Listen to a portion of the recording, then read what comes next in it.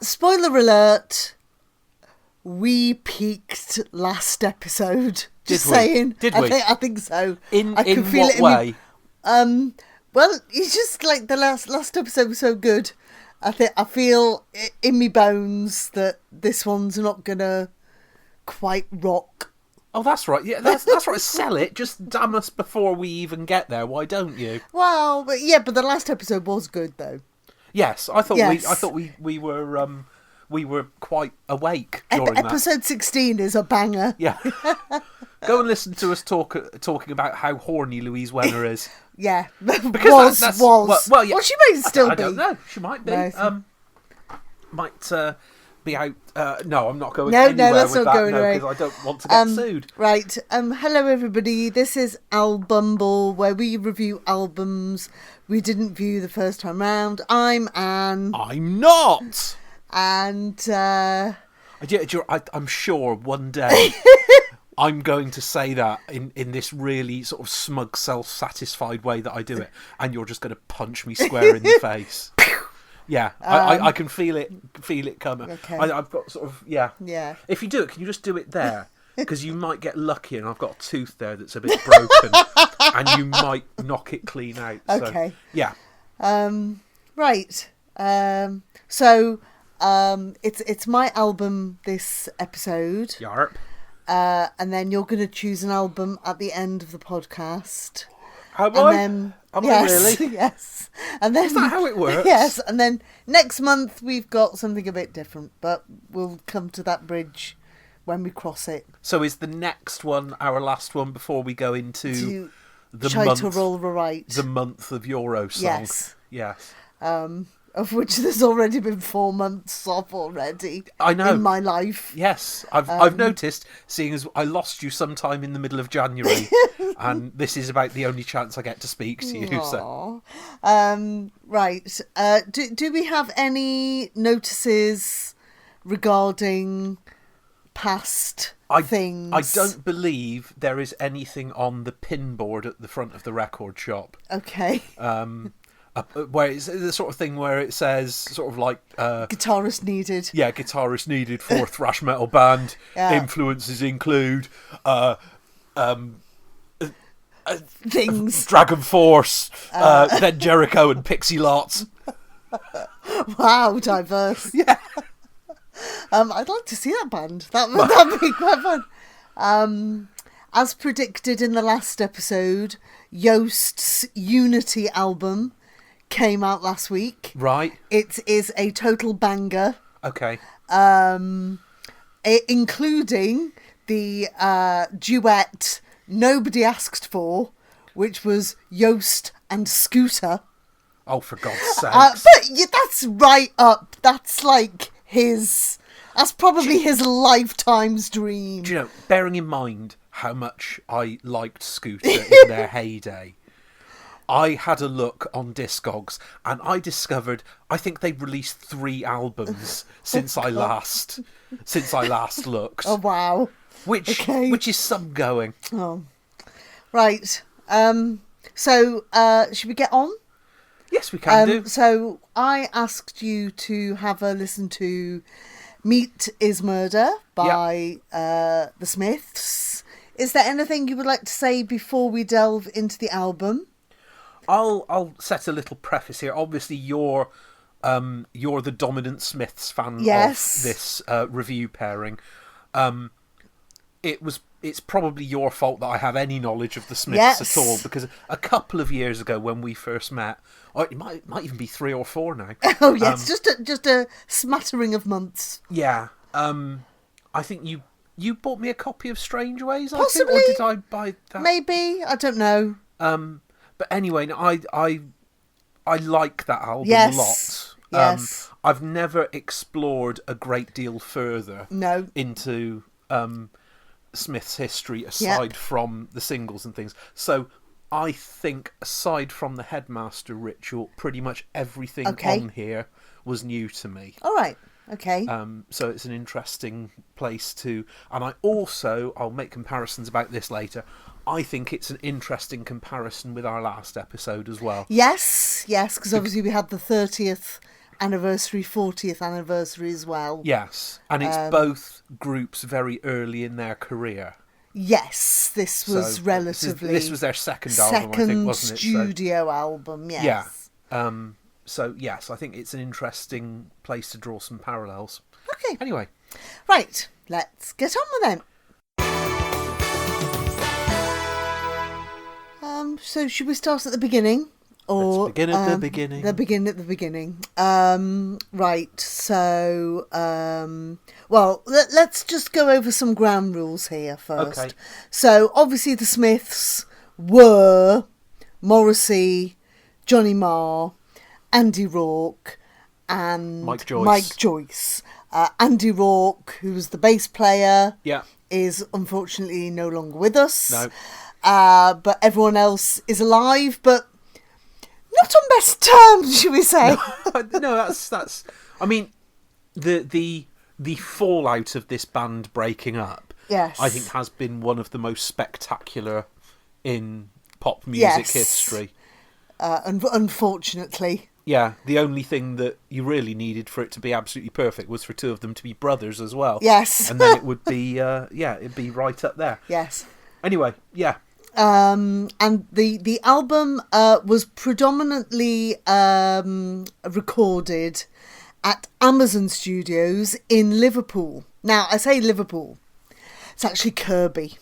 Kirby. Oh, so that's... like Kirby Admin on the F5. So that's posh, isn't it? Or is that... No? Or is that getting wool? Well, it was starting... it's still sound, but it's getting right on the... almost Knowlesley. Borders of... Oh, Knowlesley. Bloody QVC wankers. And that then moved, or at least the people who ran it then did Parr Street Studios. Right. Which was quite famous. And then that got turfed out because of the regeneration. Oh, where they closed down all the interesting things and bulldozed them to make way for a big glossy shopping centre. Yes. Woo! And flats. Yeah, and flats, yeah. Yes, flats. Flats. Yes. No, not flags. Flats. Although that's they are all very much Irish stock. Okay. With obviously Morrissey, Marr, Rourke being quite Irish surnames. Okay. Yeah. All of them had, I think, Irish or Irish heritage. But then again, for the being from Manchester as well. Yeah, from the northwest, that's not exactly an unusual thing, is it? No. So, there are so many migrants came to the northwest from Ireland. And I think probably the last note I will make before we start on the journey of the album is did I say journey like that? Journey. Did I actually Not say really, like no. that? Is one of the things I quite liked about learning about the Smiths, especially when I started to get into them, was the kind of cultural droplets. Yeah. This album in particular is quite heavy on home life and school life in the 60s and 70s. Yeah. That twinned with the fact that many fans of the Smiths, or people who know a little bit about the Smiths, will know that a lot of their album covers and song covers had cultural people on them. They would be from films or TV or actors or that kind of thing. Or Terence Stamp with a pint of milk. Well, he famously did not like this. Therefore, when they reprinted it, it was Morrissey with a pint of milk. Yes. Okie-doke. Right, should we crack on with the first track? Track 1 is the Headmaster Ritual. Yes. So we're starting here with about the only thing on here that I think I knew beforehand. Starting off with a single. Yes. Well, although not really. Not properly a single. No. I think it feels almost... I find it quite challenging to talk about this now, given how in the intervening 40 years there has been a fair trickle of stories of abuse in boarding schools. Yep. And things like that. And I don't recall, when I was younger, hearing about reports like that. It was sort of... It was something that was there and went on, and it was quite often parodied. Yeah. But it wasn't ever criticised. It was sort of oh, this is here and this is what happens, and yes, we know, and yes. It doesn't. It's not really. It's very British, stiff upper lip. This is the kind of thing that happens, and we're not going to moan about it, kind of thing. But yeah, it is quite confronting. Yeah. That's probably a good word, actually. I thought to start with that this wasn't a particularly obvious opening for the album. Mm-hmm. Having listened to the whole thing, I now understand, I think, better why it was. Yeah. There's a few odd devices rhythmically in the song to throw the listener off as we're going through, which I quite enjoyed, which sort of veers away from the indie pop song format, which was very much in its infancy there. 'Cause, I mean, this has come out of pulp, yes, and come out of punk, and everything like that. Yes, very much, yeah. And is sort of resetting back to a more melodic sound, but again a more honest sound. About 3 times when I was writing down notes about this, I found myself using the word folk. It's not particularly applicable here, but there are elements of this where the way that things are described and the way that they are talked about feel like a folk record more than a pop record. Yeah, I think folk record or folk songs, especially in the 50s, 60s, 70s, were quite... I don't want to use the word violent, but they did. There was a lot of death and destruction, and people drowning, and girls going away, and things like that. And it's quite a common device to have somebody interrogating or trying to seek reason from the instigator of unfair or unkind acts. Yes. And obviously this falls into that category, if not in a musical style. Going back to something you said earlier, I think there's a lot of this that goes on in this album, is the kind of different layers of guitar. Yes. To the kind of background jum type thing, to the plucking almost, the kind of bassliney or earworm kind of motif underneath this song. It's quite... I find the guitar on this song quite jangly. Yes. It's quite upbeat. Yeah. It's quite... I don't want to say the word happy, but it does seem quite getting alongable. But the words has an energy to it. But the words kind of invert that. Yes. Quite a lot. It's kind of juxtaposed with this quite violent, almost soldier-like language. Yes. Like the troops and being kind of reprimanded. Yeah. And you can kind of hear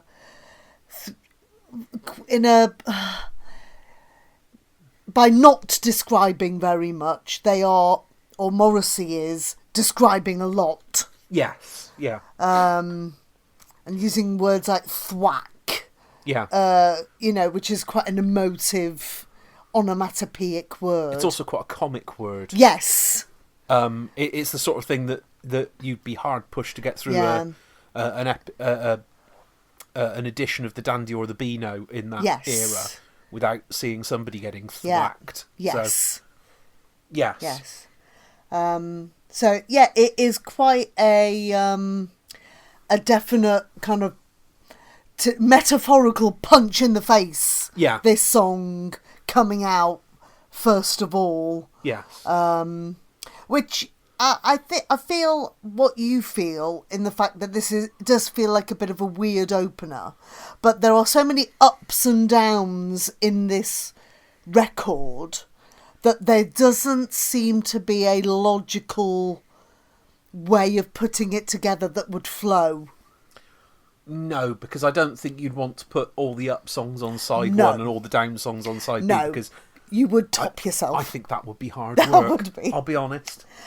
Now let's go on to track 2, which is Rush Home Ruffians. Yes. Now, I don't know how much you know about this song or where it comes from.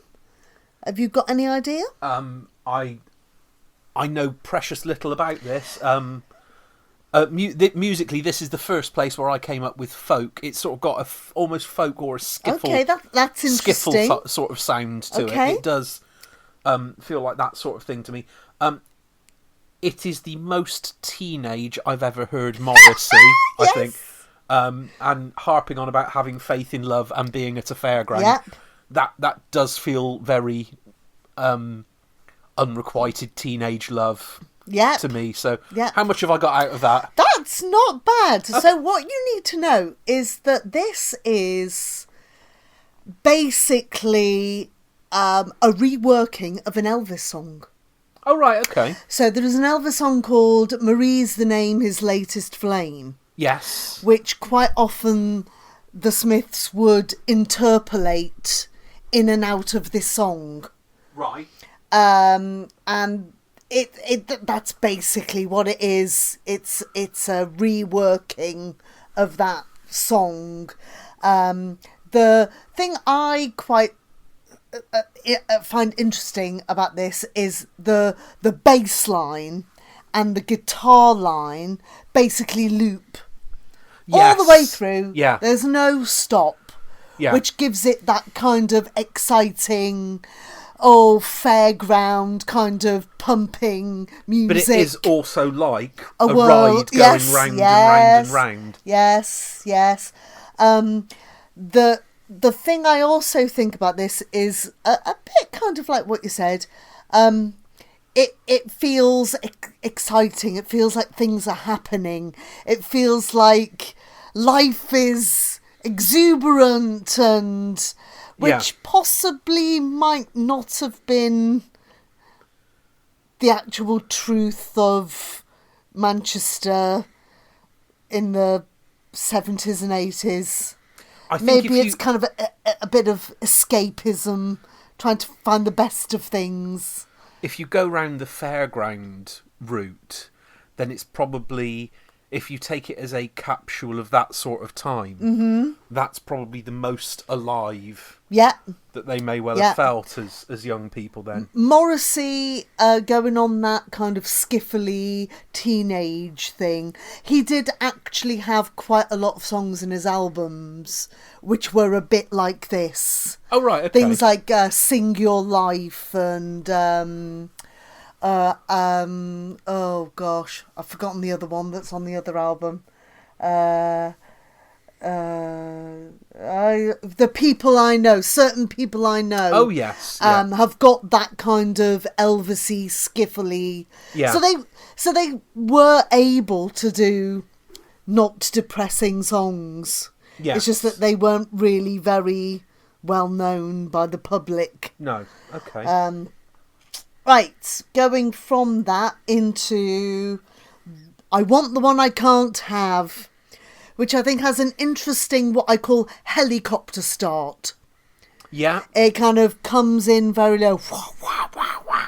Yeah. Again, we've got lots of guitar levels. Yeah. Nice jangly guitar. There's lots of contradictions.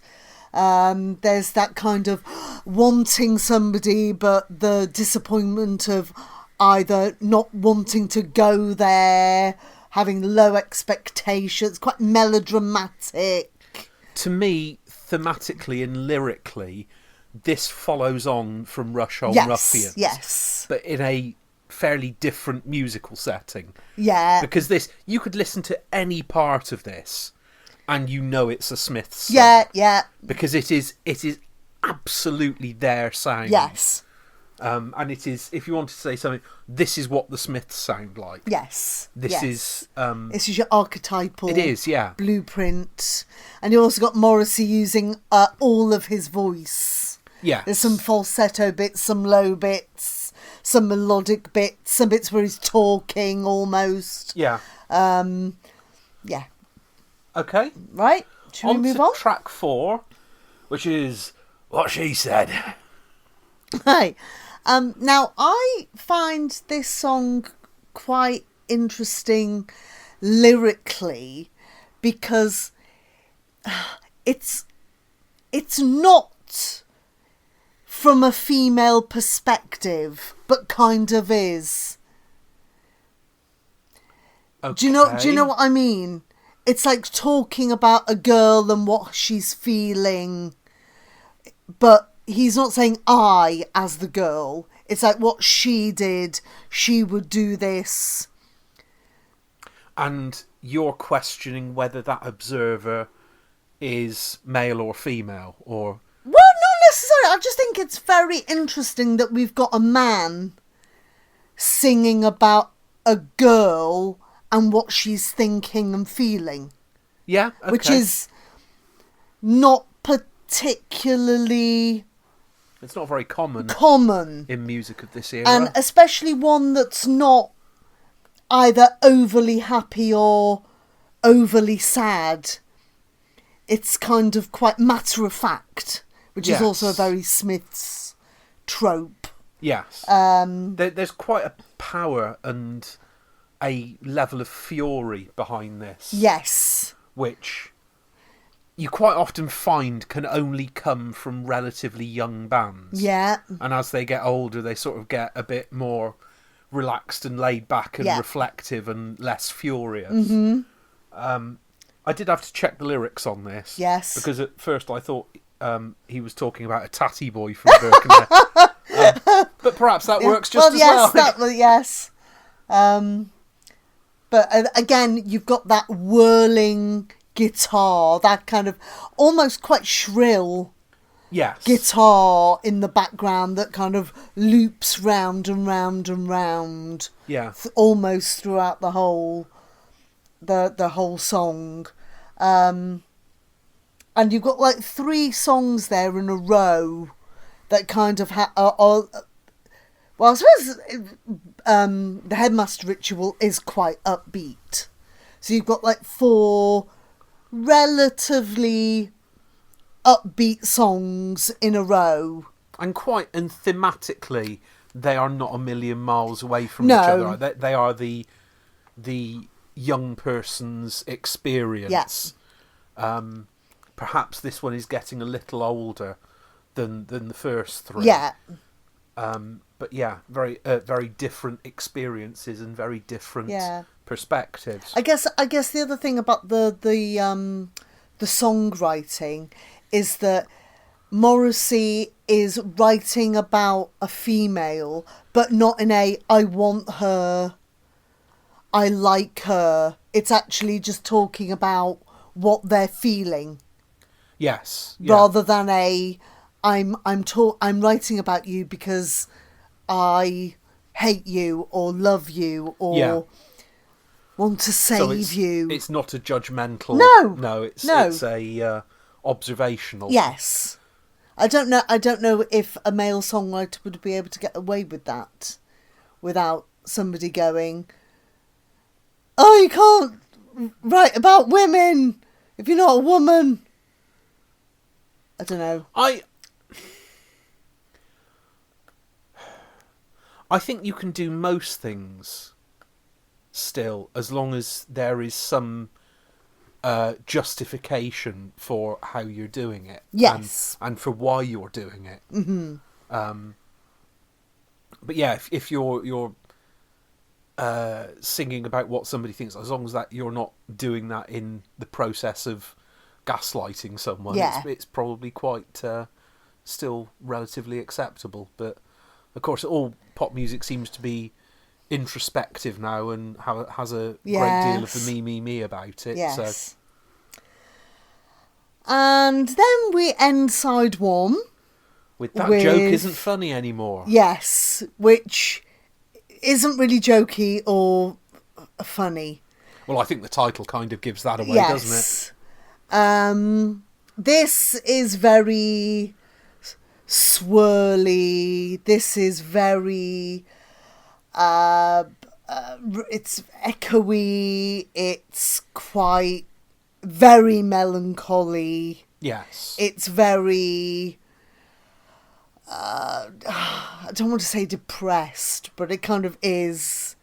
It's resigned. It's resigned. I think. It's apathetic.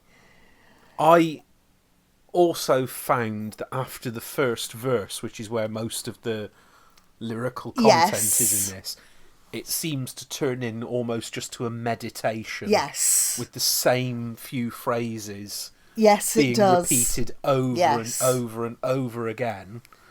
So it sort of seems to be an affirmation of that emotion or that situation, rather than actual any work upon it. Yes. I think these are the kinds of songs that people possibly think about when they think of the Smiths. Yeah. The kind of moany, depressive kind of thing. But then again, if you think about it, at this time, probably they were at the forefront of this quite melancholy, depressive, slow. Obviously, you had people like The Cure, and people like that, but they've always been seen as quite, dare I say, artistic and gothic, and because they've got that label, they've been able to get away with it almost, whilst the Smiths were always seen as those those northern lower class misfits who don't have anything good to say. So, you know, yeah. Okay, yeah. I think that this song is quite interesting because it has the false finish. Yes. It goes out and then comes back in again. Yeah. Almost, I don't know whether it's almost saying it's going away. This depression is going away. But then it always comes back. Yeah, maybe. I think it's always lingering. It's sort of a statement of saying, perhaps, even when you think you're not through with this. Yes. Okay. Yeah. Right, we turn over the record. To side 2. Yep. Blow the dust off the needle. Yep. And opens with another bit of sort of skiffly folk. Yes. Nowhere Fast. Nowhere Fast. So there's a lot of train. What's the word? Imagery. Yeah. Maybe thinking about, you know, is the train resembling going away, or the kind of escapism? See, I wonder or is it? Go on. I wonder if it may even be representing the opposite there. Yes. Whether it's representing the drudgery. Yes. And the routine. Yes. And going through the same. Yeah. Motions on a regular basis. You've got the drum on this is very prominent. Yes. The kind of the train kind of but that could also be a heartbeat. Yeah. So you've got this kind of driving rhythm. There's lots of nods to inequality. So he talks about dropping his trousers to the Queen. And yes, and to the world. To the world. He also, there is a suggestion that the people who he is surrounded by are not particularly clever. Yes. Where he says things about each household appliance is like a new science. Yes. Possibly suggesting that people don't understand the new things coming into the world. If Morrissey was complaining about that 40 years ago, what would he make of the clock on my cooker now? No. I've got no way of setting that. So, and then he always says, I'd lie in the middle of the street and die. Yeah. So, he's still... Oh, you're such a drama queen, well, love. Yes. I thought the sort of the cocky bravado there is of yes the lyrics shield an underlying anxiety or an angst, something going on there, which I quite liked. Yeah. The cocky bravado of the majority of the lyrics also are backed up in everything that's there musically as well. Mm-hmm. Yeah. So track 7 is Well, I Wonder. Yes. Which returns us, I think, to the theme of That Joke Isn't Funny Anymore. Yep. There is a reticence here in the face of adversity which has melted away. Mm-hmm. And this is more despairing. Yes. This is more ethereal. Yes. The music really goes along with that as well. So I guess the interesting thing here is we go to an acoustic guitar. Yes. Rather than the twangy... The jangle pop. Jangle pop. Yeah. So in another way, it's got that kind of folk appeal. Yes. Again. Yeah. So we've gone from This Joke Isn't Funny Anymore being a bit of a shout, a cry for help, whilst this almost sees us leading behind the train from Nowhere Fast deep into the tunnel. Right. Where there seems to be very little light at the end of the tunnel. There's lots of kind of shouts and cries, but there's no answers. No. Nowhere. There's no...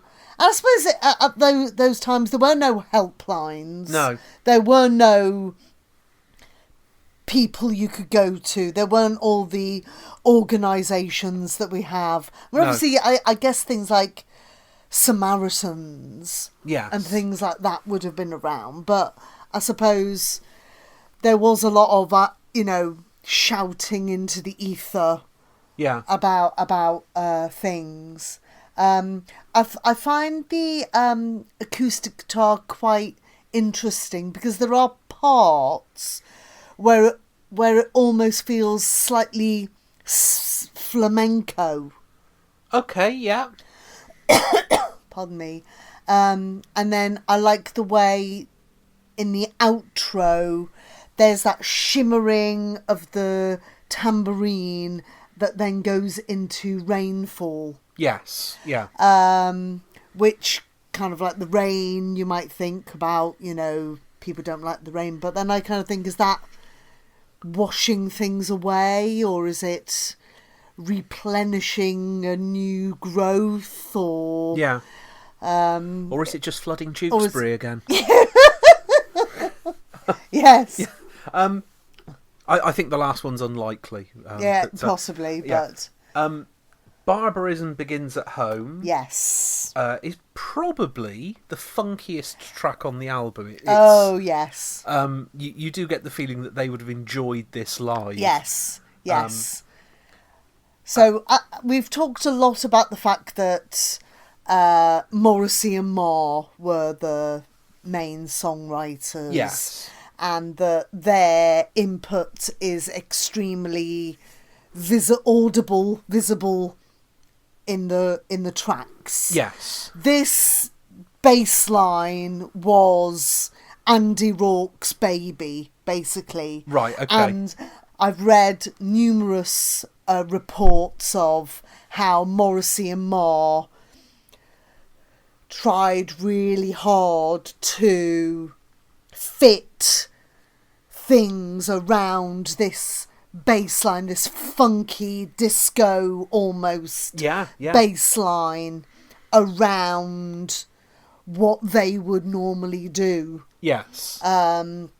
So yeah, it was something that was kind of his baby, really. Again, we've got lots of guitars. It's got that jangly juxtaposition with the really violent, this time talking about violence in the home. Yes. Being smacked by your mum or your dad, or possibly even parental violence between each other, or just violence in the community. I did wonder if this was the counterpoint to the headmaster ritual is the public school boys. Yes. And Barbarism Begins at Home is the state school boys. Yes. And it's a exploration of the same thing from a different class viewpoint. Yeah. There's an interesting anecdote that I saw was that during a concert at the Royal Albert Hall, the band played this song with Pete Burns duetting with Morrissey. That I would want to hear and see. Unfortunately, we never will. Good Lord. Okay. I could imagine Pete Burns singing the hell out of this. And probably he would probably have that same point of view where you could probably understand that kind of thing. Yeah. But yes, it's a very, very funky, poppy. Yeah. And again, they probably would have had a lot of interest doing this in concerts, because it's I can imagine, them just doing that bass line for a good 5 minutes. Yeah. While Morrissey had a shit or something. But again, this is somewhere that finishes off with another repeated mantra almost on there. So it does feel as though it's something that Morrissey thought, yeah, fine, we'll have that on there, but I'm not showing much interest in it if I don't have to. So, our final track on the UK pressing is the title track, Meat is Murder. Yes. So this is the most, I guess, I want to say it's probably their most political track, because I guess this was possibly another one of those themes people didn't want to be confronted with. Yeah. And possibly Morrissey was also very famous for his, and still is, about his vegetarian, vegan stance. The song starts with the sounds of an abattoir. Yes. And ends similarly. He talks very lovingly. Yes. Almost like you would to a lover. Yeah. About how much he loves, but it's an animal. Yeah. Which, I suppose nowadays I could imagine people writing songs about their poor babies and fur babies and porants. Oh, don't start me. And that people, animals, even though that's pets, these aren't even pets. These are farm animals. And there is also the point. Do you remember Simon Amstel did a film? I'm really struggling to remember what it was called now, but that was all about veganism. Yes. I can't remember what that was called. Oh, crikey, I should know that, because I have seen it a couple of times. There are these scenes at the end of it where he has people skipping around in fields with farm animals. Now, something that the people who put these sorts of images together don't seem to appreciate is that those images wouldn't exist, because if you breed animals for meat and the meat is no longer required, the animals just won't get bred. Yeah. And it won't be a case of, oh, we'll be skipping round the fields with cows. Yes. Because the cows just won't be there. No. You don't get wild cows. No. So at least, there might be one or two, but well, no. But yeah. So I think I'm not this. sure where I was going with no, that. Sorry. but I think that this song probably was possibly one of those moments a lot of people became vegetarian. Yeah. And were interested in that kind of movement, which, you know, still gains a lot of traction. Yes. Although, you know, I don't think Peter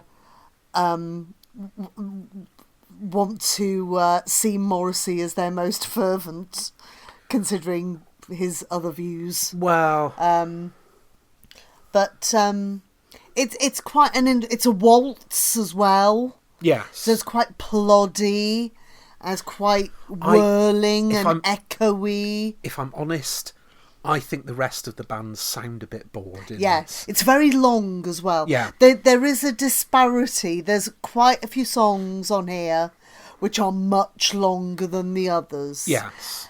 And they don't always need to be. No. I think with Meat is Murder in particular, the song Meat is Murder, once you've taken off the intro bit and the outro bit, it's actually not terribly, it's not awfully long. No. But it does just, you know, the album itself has only got 9 tracks on it. Yes. And it lasts about 40 minutes. 40 minutes, yeah. Which, you know, nowadays you get a 29 track thing with each one lasting 2 minutes. Yeah. So, I mean, whether they should be applauded for that or not, I don't know. But, yeah, it's quite interesting as well. They've put the title track on last. Although you can't really start with that because it kind of is the end, because you need to get the mood before you absolutely annihilate them. If I'm honest, I'm not totally convinced this feels like part of the album. No. If you take tracks 1 to 8, you have got a story curve. Yeah. There that runs through. Not necessarily in order, and there's not, but thematically they all fit together. Yes. And this sort of feels that it's been stuck on the bottom to me. Yeah. Yes. Much like the Americans got How Soon Is Now. Yes, which was on The Queen Is Dead as well, wasn't it? It was on another of their albums. I don't think it was ever released on a studio album in the UK. Oh. Let's do some live Googling. La la la.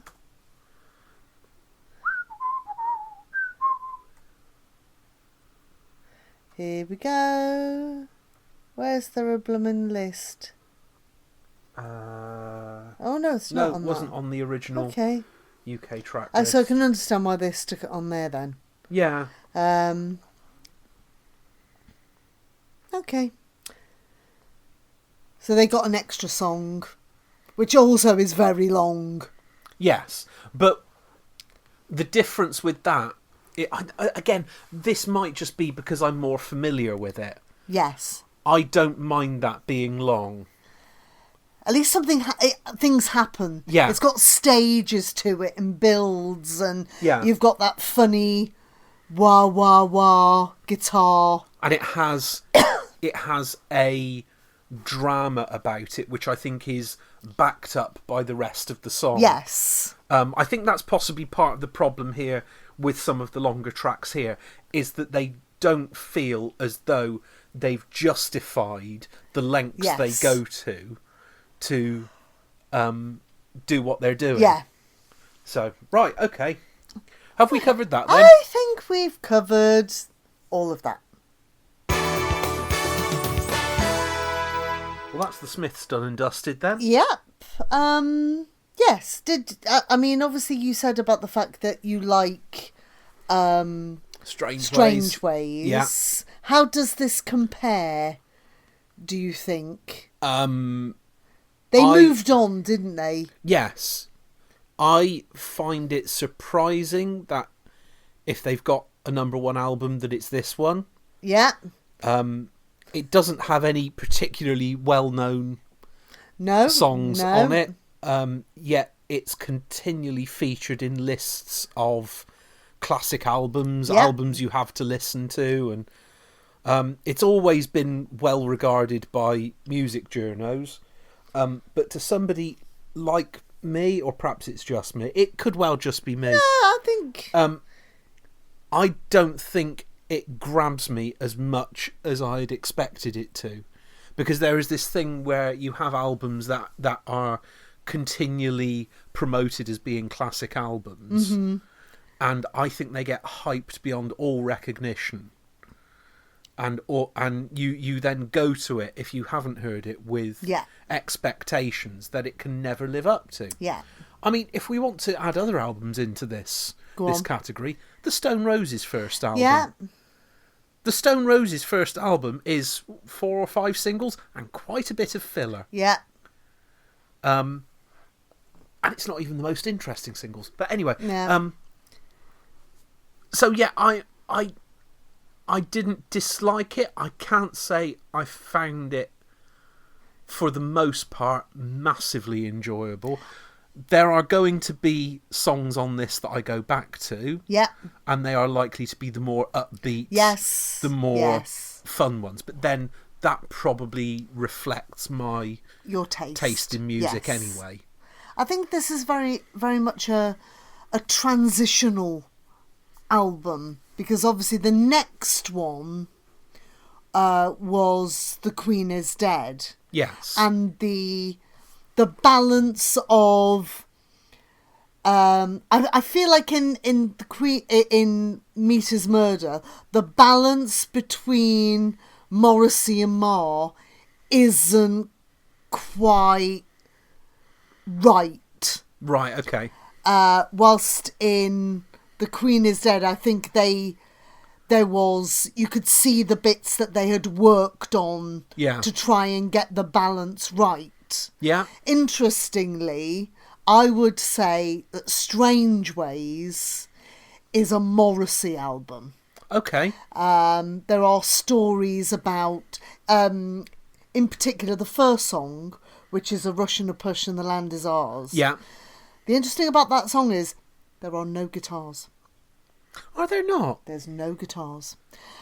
Marr has been pushed out. Crikey. So there was a lot of Is that officially Morris's debut song? I think, there's a lot. If you listen to that album, there are quite a few bits where there are no guitars. Yeah. I think that was him investigating other sounds, because obviously we were going to the late 80s by then. Yeah. And that kind of pop was coming out of fashion. Yeah. And we were all looking forward to Morris's Acid House album. I think it's acid jazz then. No. That could just as easily have happened in 1993, couldn't it? Anyway, right. So, we've got one more podcast to do. Yes. So there will be episode 18 coming up. Yes. And is it there? Is it there? No, well, it's obviously coming up. Coming up. It's obviously not there yet. It's there. I haven't. It's coming up. It's there. You've lost me now. Where was I? So we've got one more. Yeah, we've got one more the podcast, Shites and All Right, and then we go on to our annual Eurovision review shows called Shite or All Right. Boy, that's my goodness! You don't know what hellish things are about to come. Is this year's edition going to be Shite or More Shite? Well, all I will say to you is this: this year's Eurovision is the 69th. Okay. Open wide. Yes! Oh, God, yes. Okay. Right, so what musical exploits are we going to shower ourselves with next time? Well, look, I'll be honest, and here's a confession time. I went down the record shop yesterday afternoon as I finished work early. Okay, go on. I bought 2 albums, one on CD, one on LP. Which Nice. one do you want? Oh, are they both online? They will things? both. Yeah, they can both be on. Okay, Available on I'll have Venturi. the CD one then. You'll have the CD. Yeah. The CD is released yesterday. Service Station at the End of the Universe by Anthony Schmierich. Oh, right, okay. Which is You his... see, I know who he is. Yes. He was on our telly this afternoon. Yes. So, yeah. I haven't listened to it yet. Neither have I. So,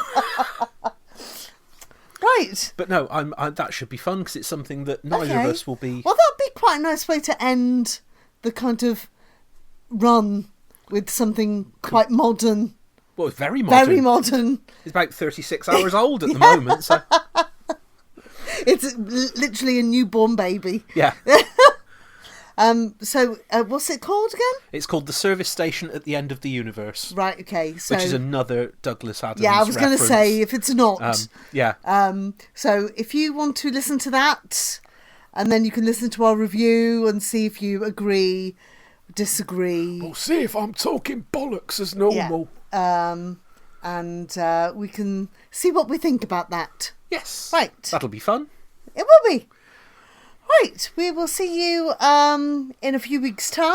Yeah, beware, And- your revision's coming. Yeah, your revision's coming. Your revision's coming. La la la la la la la la la la la la la la la. It's bloody Sweden.